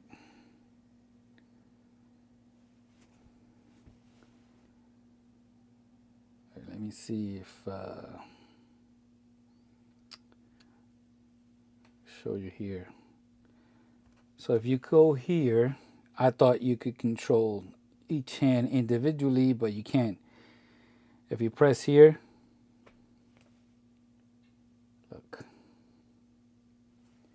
it'll do the same thing like with I was doing before with the buttons.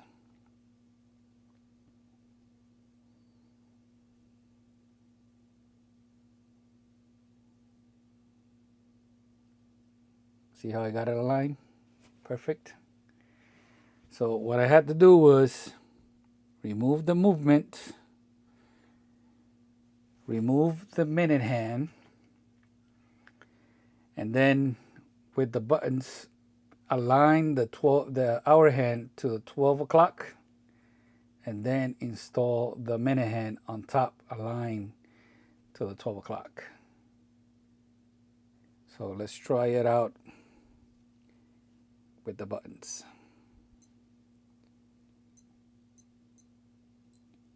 Okay, so we press here, hold it until it says sub. Get some light so you can see. All right, so the mode, I think that's how it's called. It's aligned to 3 o'clock. Is it? Maybe we need to bring it down just a tad. So with this, there, it's better right there. Then we press mode again,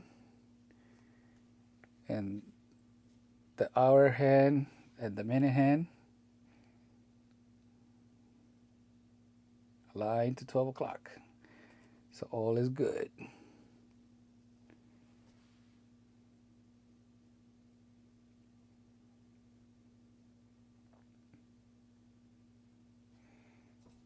All right, so let me connect to the app again so you can see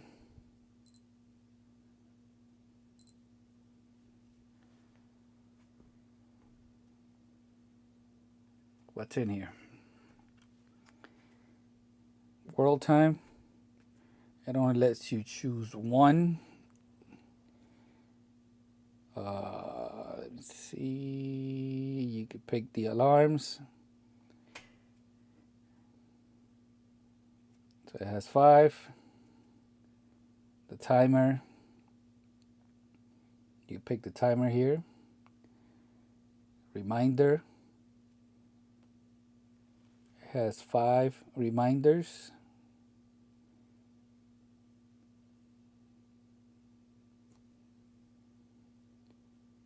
We already seen world time.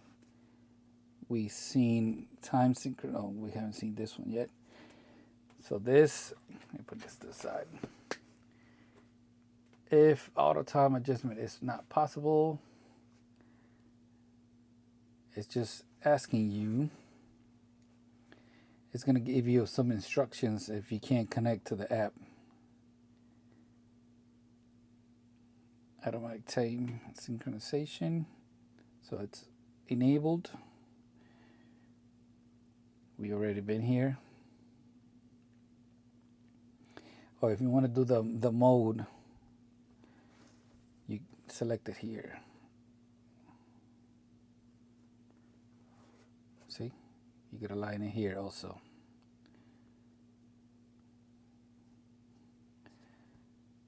The phone finder. That way I can find my app, my iPad with the watch settings, key sounds on, light.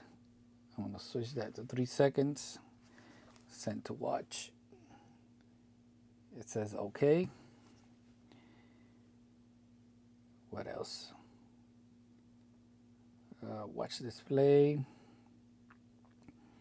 Here you get to choose a few other things. Language, month, day, date, month, 12 hours, 24 hours. And connection time with the app. You can pick between 3, 5, and 10 minutes. I always leave it at 3. And that's it. That is it. So,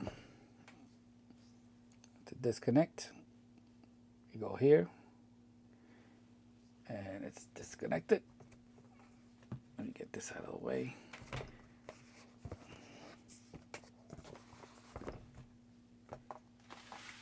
Let me turn off the lights.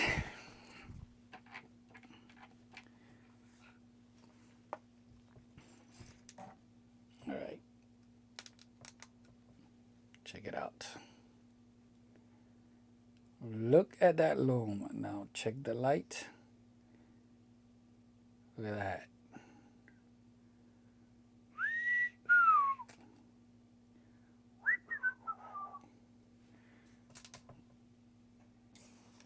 Look how the glass is sitting just below the bezel. Perfect. This watch is actually very comfortable. Really like it. So now that I'm thinking, remember when I took it out of the box and it was all crooked? Because this watch was in sale, this watch was probably returned or it was in display because it didn't have the plastic cover on top. Still, it was brand new. All right, so this is going to be a long video. I gotta edit a lot. Let me know what you think. Well, I think the light is this. You can't see the light here because there's too much light.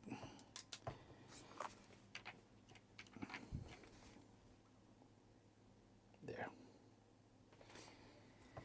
I don't know why, but I think like the light looks brighter. Don't know why. Let me know what you think. That's going to be it. Thank you for watching. Make sure you hit that like button if you learned something, because I know I learned a lot. Peace out.